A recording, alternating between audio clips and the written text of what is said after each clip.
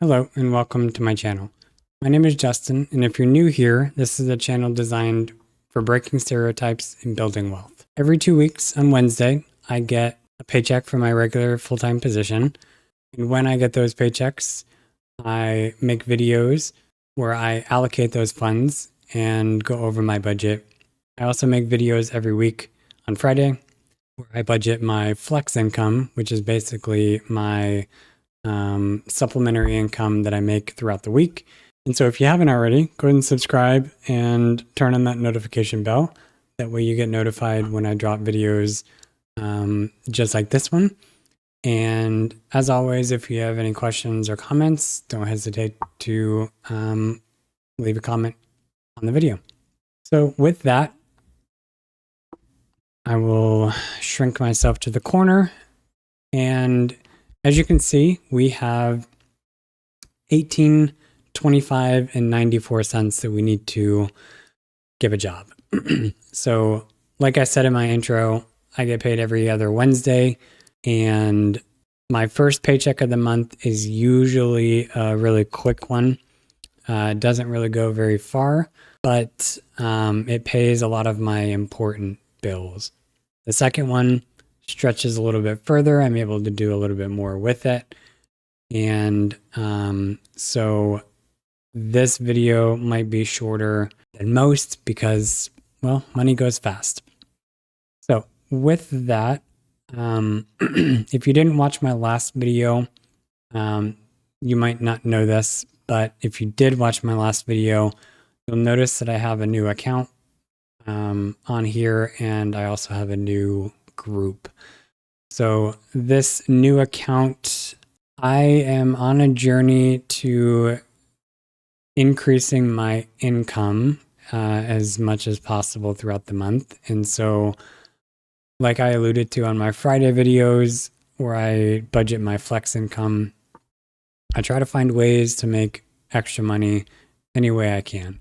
So my flex income typically involves donating plasma twice a week. On the rare occasion, I will drive for Uber. But this month, I started to research new account bonuses that banks give you. Citibank is one of those, and Citibank is offering $325 bonus if you open up an account, a checking account with them, and you deposit into the account through ACH $3,000 or more within 90 days. And they're also offering $450 if you deposit up to $6,000 in those same 90 days. So I came across this offer and I was like, I could totally use an extra $450 in my budget, especially since I'm trying to pay off that Ally credit card. And so I opened up an account this weekend on Saturday. And long story short, I am going to be closing that account very soon. More than likely, I'm not going to continue with trying to get that $450. If you're not familiar, do a Google search of Citibank and people getting locked out of their accounts, and you will find hundreds and hundreds and hundreds of reviews and Reddit posts and comments about Citibank locking people out of their account, oftentimes closing people's accounts with hundreds or thousands of dollars in it. And I wish I could tell you that didn't happen to me, but it did. So within 24 hours of me opening my account, I was locked out for fraud. I had, at the time when I was locked out, I had $526 in that account.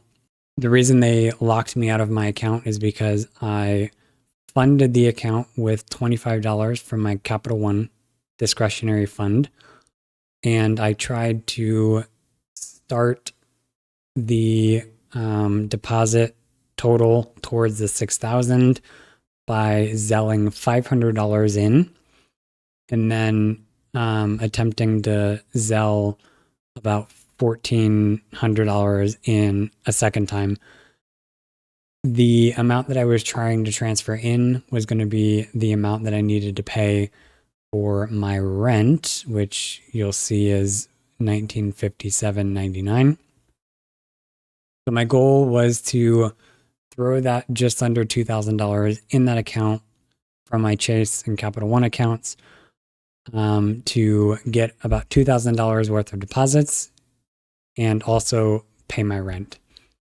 Well, they flagged the $1,400 transfer into the account as fraud, and so they wouldn't allow it.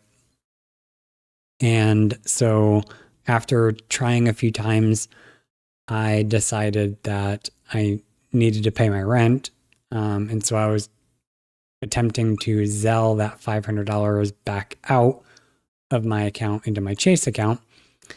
And they didn't like that very much. They immediately locked me out of my online access. I couldn't log in on the computer. I couldn't log in on the phone, the app, because it was a new account. I didn't have my account number and my debit card.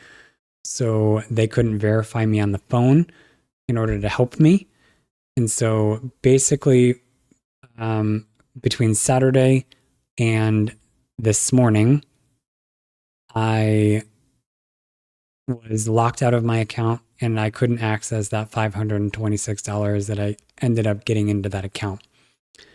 So if you are going to be doing any kind of bonus, they call it churning accounts. If you're going to be doing that, I would, before you open an account, I would recommend you doing a research into the bank and people's experience with doing bonuses, and let that inform you on which banks you do business with. So yeah, more than likely in the near future, this will not be an account on my list, and I will probably be closing it soon. But with that, I need to fund my bills with my paycheck. So the first thing I usually fund, which is one of the biggest hits to my first paycheck of the month, is my rent for next month. So I always set aside half of my rent amount in the month prior so that it's available on the first when that bill is due. I also have a storage unit that I'm paying for that is also due on the first. So I typically, if my budget allows, I set that money aside out of my first paycheck. But I don't think I'm going to be able to do it with my first paycheck, which is fine because my second paycheck usually has plenty of extra money to fund that. So I am only going to set aside $985 for my one half of rent in January, and then we'll go back to December. I do want to make a note for you that I have this negative $1 here. So because of the debacle with Citibank, I had to steal $1 from this account or this sinking fund to make up the difference to pay my rent. So as you'll see, I have this category up here. It's can't assign funds. This is where I keep track of my flex money that I need to assign on Fridays. And any money that I have that otherwise could be assigned, but is not able to be assigned yet. So this Discovery $1.33, this is sitting in a Discover account that I can't Zelle because Discover isn't allowing me to register with Zelle, and I can't transfer that money ACH bank to bank because it's less than $5. So that money is just sitting in that account. I have it accounted for here so that if and when I ever do get more money over in there, I can shift it around if I need to. But as you'll see here for Citi, I have this line item that I'm tracking the money that's in that account. Currently, I have $26 that I can't access. On top of the whole debacle of me being locked out of my account, I now have access to my account, thank God. But they have a hold on that $26 that's still left in that account. And they're telling me that that hold on that money will probably carry over into next week. And so I have that accounted for in this line item. So 25 of that $26 was the initial funding that came from my discretionary account. So once I can pull that money out, that 25 is going to go back there. And then I'm also tracking that $1 that I had to steal from my non-monthly bills account to cover my rent. So once that $26 is freed up, 25 will go one way, $1 will go another way, and that will kind of fix this this negative that's happening right now. So with that, we are now going to budget some of my non-monthly bills. I have two annual bills that are coming due in the next couple days. My car registration, and then my YNAB subscription. So I'm going to be paying for a year subscription for YNAB. I'm quite impressed with the user interface, the ease of use, and just overall the experience I'm having using YNAB. It's not, I kind of alluded to this in my November closeout video, but it's not a one-stop shop for me. It doesn't have the type of reporting that I like to see. Monarch Money does. And so I will be doing a dual budget software system where I will be doing my day-to-day budgeting in YNAB. Most of my videos will be YNAB based, but on the month close videos and the year close videos, you will kind of see a glimpse of my Monarch Money reports because I like them a lot better. So with that, I need to fund my registration for my vehicle. I'm going to fund my YNAB subscription. And so I'm just going to do this fancy thing where you can check those two items and then do the underfunded amount, and it'll fund those to the target. So now I have the money needed to pay these two bills. So more than likely tomorrow, I'll probably just pay these, get that money out of my account. What else do I need to do? So we'll come back to this. I think I might have a little extra money after I pay some other things, but I need to fund my regular bills. So I get paid next on the 18th. So I need to make sure I pay all of my bills prior to the 18th with this amount of money that's left. That's going to be my cell phone, my Ring, Netflix, which I'm still on the fence about getting rid of. I only got it to watch the Jake Paul Mike Tyson fight last month, but I only have HBO Max right now. So having another option to watch stuff might not be a bad idea, and it's only $8 a month. So I also have Spotify, which I might as well just get rid of. Honestly, I've had Spotify for a while.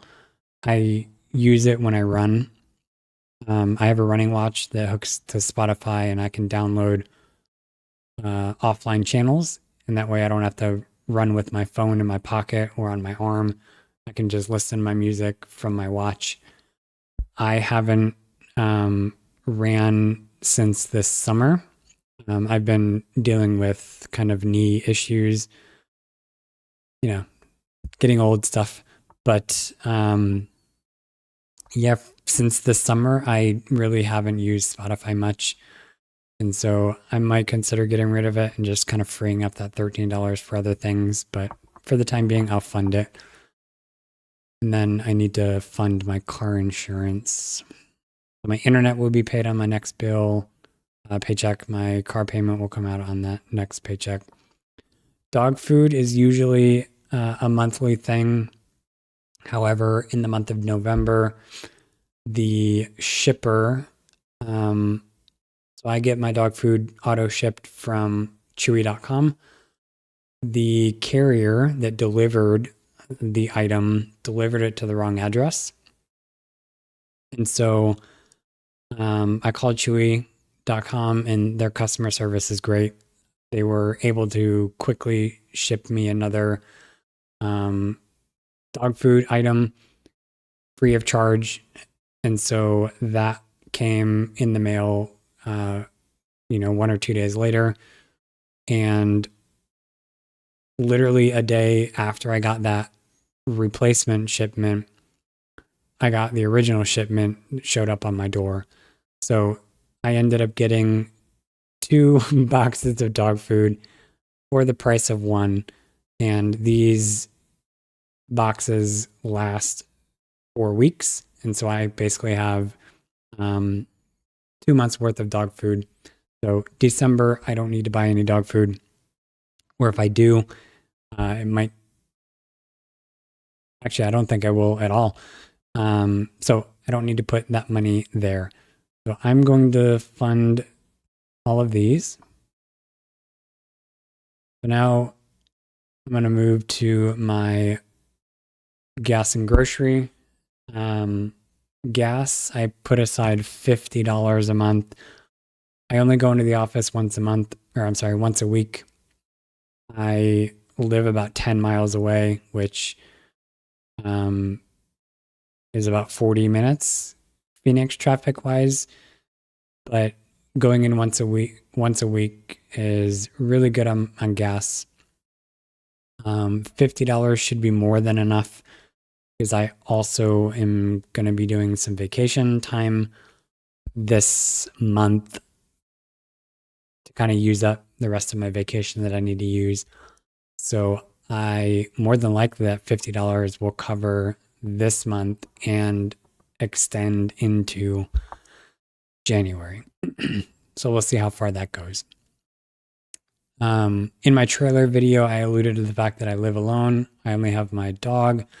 And so groceries, it's just me. I don't eat the most nutritionally beneficial food, but I eat enough food. I have a variety of food. I can typically get enough food to last me a month using $150 to $200. I go grocery shopping. I try to go grocery shopping on the first of the month. I just do grocery pickup from Fry's or Kroger. But because of my debacle with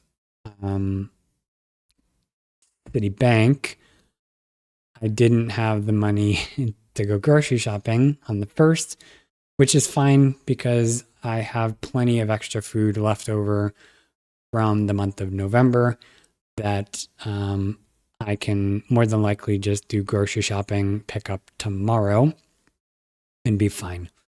So because of my extra leftover food and it already being a few days into the month, and I still have about a week and a half left of food to go, I think 150 will be a good amount for December. So that leaves me 157.69. So my utilities, I have a dedicated account for my utilities. Most utility companies have a program where you can pay a static amount throughout the year. And the theory behind that is in the winter, you're going to be overpaying on your bill and banking that money up. But in the summer, you'll be not paying enough. And so the hope is that in the summer, you bank enough money to kind of tide you over through the summer months. I could do that same program with my utility company, my power company. However, if I did do that and I gave them $100 a month, if an emergency happened and I needed to access any extra money that I have in my budget, I wouldn't be able to touch that because it would be locked up in my account. And the only way to get that would be to close my power account and get a refund. That's not an option. And so I am going to be doing my own system of paying a flat rate of $100 a month into my own account so that if an emergency happens, I can liquidate any extra money I have in that account for whatever reason I need to. My summer bills, because I live in Phoenix, AC is a premium in the summer. My bills are usually about $130 to $140 a month. In the winter, it's typically around $40 to $50. I think the most I've ever paid in the winter is like $60. So I will be banking about $40 to $50 every month in the winter months towards my summer bills. So I will put 100 of that towards that. So now I have $57.69. So like I said, this first paycheck goes pretty quickly. It doesn't go very far. But I have all of my regular bills that I need to pay prior to my next paycheck covered. I have my rent, first half of my rent covered. I think I'm going to fund the rest of my non-monthly items. So that'll be $51.57. So I'll fund those. I don't have anything left in this month that I can or should put that towards. So what I'm going to do, I'm going to put this last $6 towards my January rent and give me a little extra boost there. Perfect. So that is the allocation of all of my money for this first paycheck. When I get paid on the 18th, I will finish setting aside the money that I need for my final monthly bills, which is going to be my internet, my car payment, and the rest of my rent for next month, and then also my storage unit. And then the extra leftover, because I'll probably have several $100s, I might use to fund my discretionary account a little bit, and then maybe some next month bills as well. So we'll see how that goes. But that's going to end this video. Like I said, I do videos every other Wednesday doing just what I did, budgeting my regular paycheck. But in a couple days on Friday, every Friday, I do a video where I budget my flex income. So for flex income, I will have this $70. I am also going to be donating plasma later this week, and I should get another $40 from that. So I will probably have a little over $100 to budget on Friday. So if you're interested, come back and we will budget that $100 on Friday. With that, you guys have a good day, and we'll see you in the next video.